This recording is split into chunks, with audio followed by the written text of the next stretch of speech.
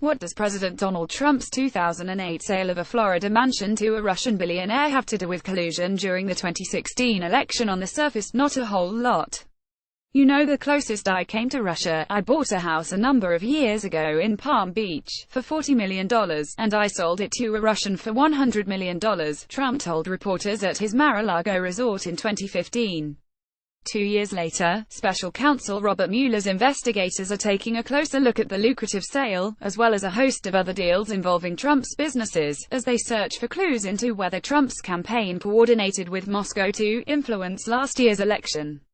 Questions raised. The expansion of Mueller's investigation into Trump's finances has raised questions about how far the special counsel can go in chasing down leads before the probe devolves into a fishing expedition beyond its intended scope.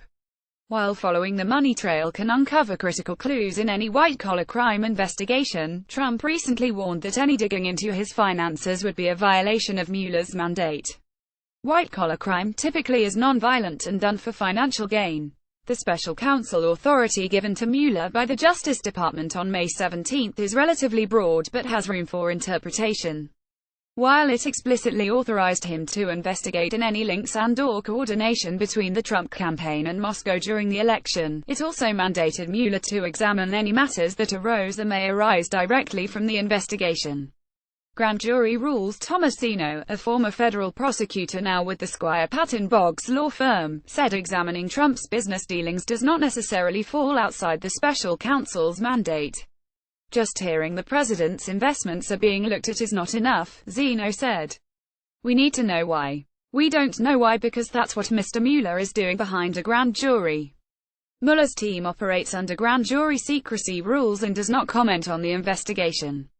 Deputy Attorney General Rod Rosenstein, who appointed Mueller in May and supervises his investigation, said that Mueller was operating within his mandate. We don't engage in fishing expeditions, Rosenstein told Fox Sunday, using a phrase for an investigation that doesn't stick to a stated purpose but hopes to uncover incriminating information. Rosenstein said Mueller would have to seek his permission to investigate matters that fall outside his mandate. Eric Jasso, a former associate independent counsel for the Whitewater investigation who is now a partner with the Spiro Harrison law firm, said Mueller's mandate gives him a fair amount of wiggle room to probe matters related to the investigation. However, there is no requirement to publicize any additional authorities given to the special counsel, Jasso said. A spokesman for Mueller did not respond to a request for comment. Trump's Russia ties. Trump has long de-emphasized his financial ties to Russia. In February, he told reporters, "Speaking for myself, I own nothing in Russia. I have no loans in Russia. I have no deals in Russia."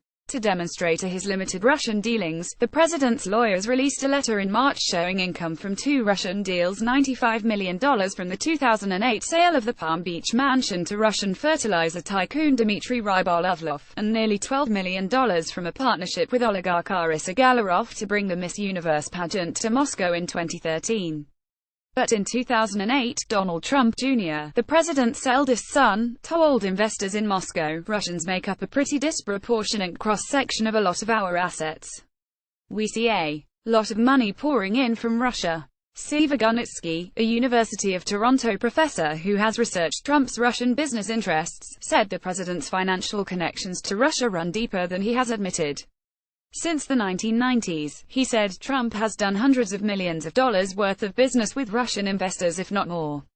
The Florida mansion sale and the Miss Universe pageant are among an array of financial transactions Mueller's investigators are examining, Bloomberg reported last month. Investigators are also looking at Trump's partnership with Russian investors in a controversial New York condo hotel project and purchases of Trump condos by Russian investors. As part of their investigation, Mueller's team is delving into the finances of Trump associates, including former National Security Advisor Michael Flynn, son-in-law Jared Kushner, and former campaign chairman Paul Manafort, who has deep financial ties to Russia and Ukraine. Last month, FBI agents raided Manafort's home outside Washington to seize documents and other material, The Washington Post reported Wednesday.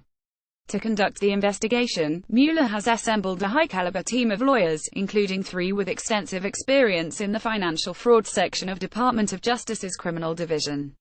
If you want to get to the roots of collusion, to the roots of Trump's relationship with Russia, they don't start with Putin, and certainly don't start with the 2016 campaign, Gunitsky said.